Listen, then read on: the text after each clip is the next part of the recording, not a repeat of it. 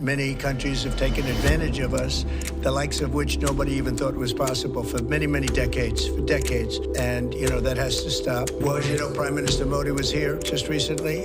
India is one of the highest tariffing nations in the world, you know that. And we had very good talks. I think it's going to work out very well between India and our country. For years, one man has shaped the course of a nation, sparking movements, defying norms, and rewriting the rules of power. To his supporters, he's a fearless leader. To his critics, a dangerous force. But what if everything he believes is wrong? What if the economy he promised was built on a house of cards? What if the deals he championed pushed America closer to the brink? What if the truth he swore to defend was never the truth at all? This isn't about politics. It's about consequences. It's about a nation standing at the edge, forced to ask a question no one dares to. What if Trump is wrong about everything? The answer may change everything. Chapter 1. The Myth of American Military Supremacy. For decades, the world has viewed the United States as an indomitable military superpower, a nation whose sheer firepower and global reach make it untouchable. Hollywood glorifies it, politicians champion it, and the Pentagon funds it. But beneath the surface, does this supremacy still hold up? Or is it a carefully crafted illusion? To answer this, let's put the US military to the ultimate test. How would it fare against the combined forces of Europe? At first glance, the numbers favor America. The US military budget dwarfs that of any nation on Earth, outspending the next several countries combined. It boasts the world's largest aircraft carrier fleet, cutting-edge stealth technology, and an unmatched ability to project power anywhere in the world. But military supremacy isn't just about money and machinery. Europe, often underestimated, has its own strengths. The combined forces of NATO's European members outnumber the US in active personnel. Key nations like France, Germany, and the UK possess advanced fighter jets, powerful naval fleets, and elite special forces. And crucially, they fight on home turf. Wars aren't won on paper. They are fought in strategy rooms, in supply chains, in logistics. America's Achilles heel? Distance. Maintaining a war across the Atlantic would be a logistical nightmare, while European nations could coordinate rapidly using their shared geography to their advantage. This raises the question: if the US isn't as invincible as it seems, could Europe actually hold its ground? The cracks in the myth of American military supremacy are forming. And as we move forward, one thing becomes clear. Power today isn't just about having the biggest guns, but knowing when and where and how to use them. Chapter 2. Europe's hidden military power.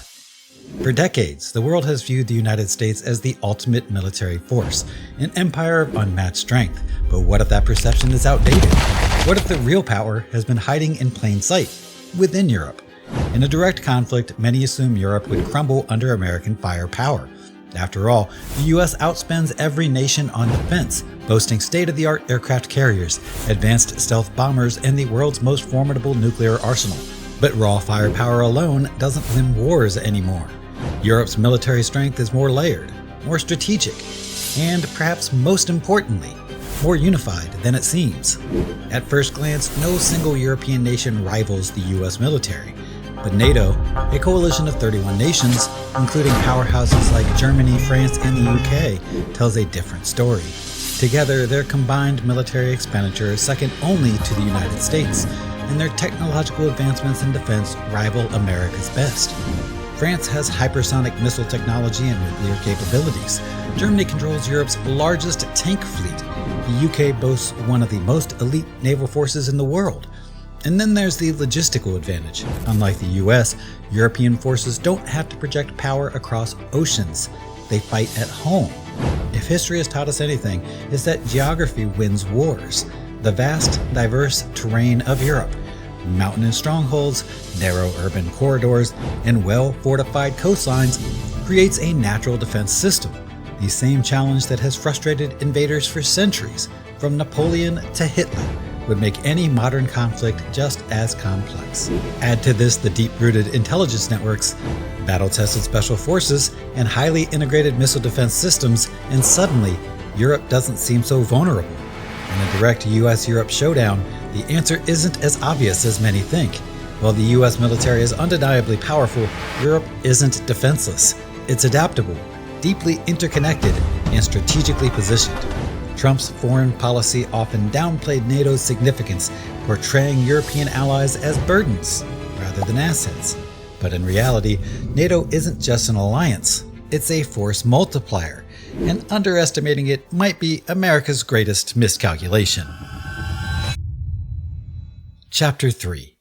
The Trump Doctrine. Overconfidence or strategy?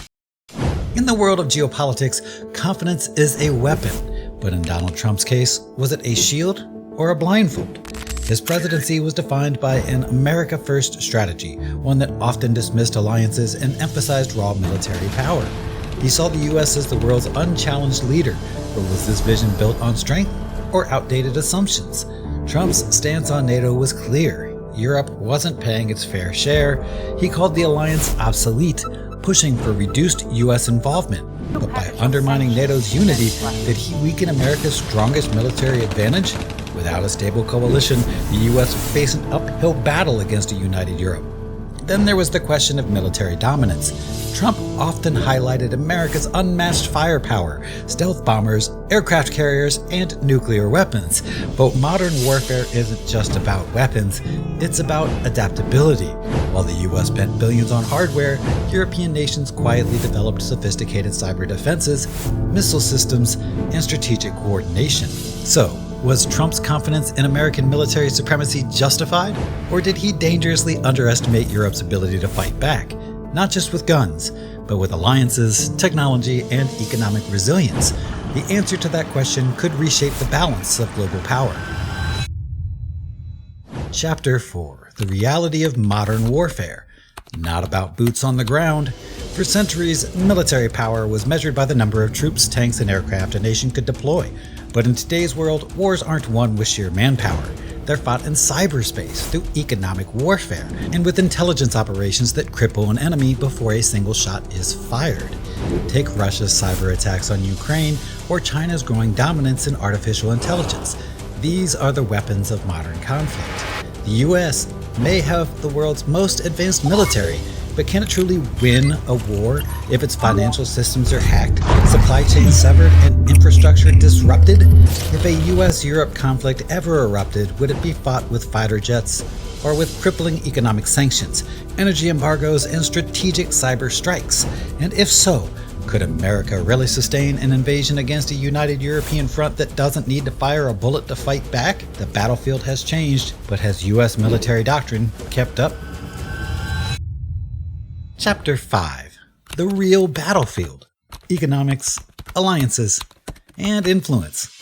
Wars are no longer just about tanks and missiles. They're fought in boardrooms, on stock markets, and through global alliances. If military dominance was the only factor, the US would be untouchable. But in reality, power isn't just measured in firepower. It's measured in who controls the world's wealth, supply chains, and trade networks. Europe isn't just a collection of nations, it's an economic powerhouse. With the European Union boasting a larger GDP than China and deep financial ties across the globe, it has the leverage to make life difficult for any adversary, even the United States. In a prolonged conflict, Europe wouldn't need to win on the battlefield. It could win by simply outlasting its opponent. Then there's the question of alliances. While Trump often viewed NATO as a burden, Europe sees it as an asset. The US may have the strongest military, but Europe has strength in numbers, an interconnected network of nations that, when aligned, rival even the Pentagon's might. Could Trump's push for military supremacy have blinded him to the real war, the one fought through influence, diplomacy, and economic resilience? As the dust settles, one question lingers. Was Trump's vision of American dominance outdated, or was he playing a different game entirely?